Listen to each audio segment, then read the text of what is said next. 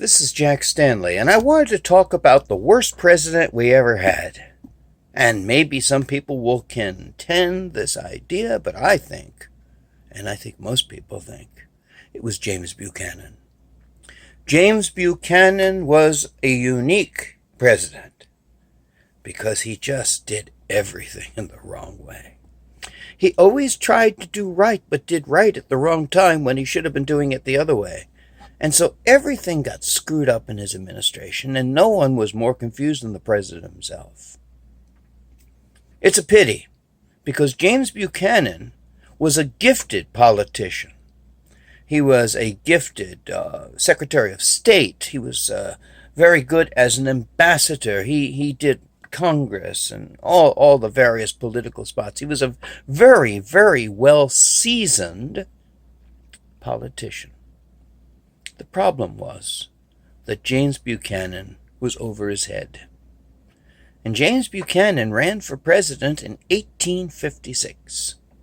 Now, James Buchanan was born in 1791, and he started his political career as a Federalist, and that was the political party of George Washington and John Adams. And yes, you have to remember that James Buchanan was 35 years of age when John Adams died. And that was the second president, and Thomas Jefferson died the same day. But still, think about that. We're talking about running for the 15th president. He was 65 years of age when he ran, and 65 was a lot older in those days than it is today. Also, the other thing was this. He dabbled with the Supreme Court. In fact, he was sending letters back and forth to one of the justices pertaining to the Dred Scott decision. He also, being that he was an ambassador to the Court of St. James in the earlier 1850s, he didn't know too much about what was going on, and he was running against John Fremont. And John Fremont, of course, was a Republican. And the Republican Party had just been founded a few years earlier, and this was their first political presidential contest. And John Fremont was known for his views pertaining to slavery. And, of course, the South wasn't too fond of a Republican or their ideology. And so our friend, Mr. Buchanan, looked better, but hardly. What he ran on? He ran on the fact that he didn't know what was going on in Kansas because he wasn't here. And since he didn't know anything, he couldn't be blamed for anything, and so therefore he won. And his administration was described many, many years ago by those that watched it as being socially successful and politically disastrous. And it was a dreadful administration. I mean, first off, supporting the Dred Scott decision did not go over well, and the whole thing with the various issues with slavery. Although I will come to Buchanan's defense, he was not a slave owner. He did purchase slaves to free them, but also he was supportive of those that were involved in the institution of slavery. They used to call them dough-faces. That was the name, a Northerner who was supportive of slavery. His administration got worse as time went on, and by 1859, 1860, the kettle was boiling over. And think at this time you had John Brown's raids in Virginia, and you had a lot of angst going on between the North and the South. And then, of course, in the last days of the Buchanan administration, there was the next political contest, and that was between a whole host of Democrats, led mainly by Stephen Douglas, but they split, and Abraham Lincoln, who was another Republican candidate. And Lincoln won. Not by a great majority.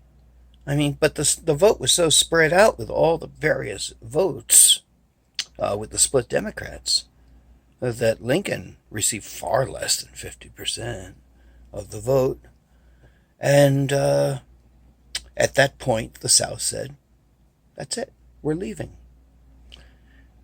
Buchanan didn't quite know what to do. He said, it's against the Constitution for a state to leave the Union, but it's against the Constitution to force a state to stay in the Union. Kind of going around in circles and drinking very heavily. In fact, he was complaining that the bottles of liquor in the White House were too small, and he was ordering big kegs of J&B whiskey, which, by the way, were his initials, so he liked it. He smoked heavily, cigars, and drank heavily. And that's pretty much what he did in the last few months of his administration. And the whole country fell apart around him. It was an unfortunate presidency. He never should have been there. But think of the people that preceded him wouldn't have been much better. Franklin Pierce wouldn't have been much better. Millard Fillmore. Now, Zachary Taylor, for instance, when there was a little bit of trouble with 1850 and that whole compromise of 1850 before we got there, he said, if you want to secede from the Union, go ahead. I'll lead an army down there and whip your ass. That's more or less what he said to South Carolina, because South Carolina, going all the way back to the time of Andrew Jackson, has threatened to secede from the Union. And Andrew Jackson more or less gave the same answer. Even when he left the presidency, they said, is there anything you didn't do? And he said, yeah, I didn't shoot Henry Clay or hang John Calhoun. That's what he said when he left. But when Buchanan sat there and got ready to leave his office with the country in absolute shambles, he knew his administration absolutely sucked. And he met with the president-elect, Abraham Lincoln, showed him around the very stinky White House because it smelled of cigar smoke.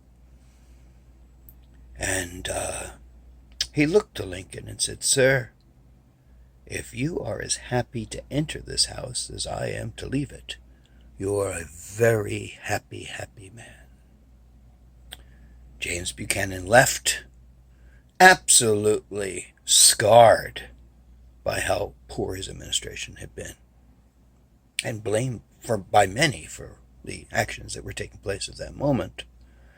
And Buchanan realized it, and Buchanan tried to save the situation, and he didn't. He wrote a book called The Buchanan Administration. Now, here's what's interesting about the book. This is the front plate of the book. It says, Mr. Buchanan's Administration on the Eve of the Rebellion. The only thing, it doesn't give an author's name. The author was James Buchanan.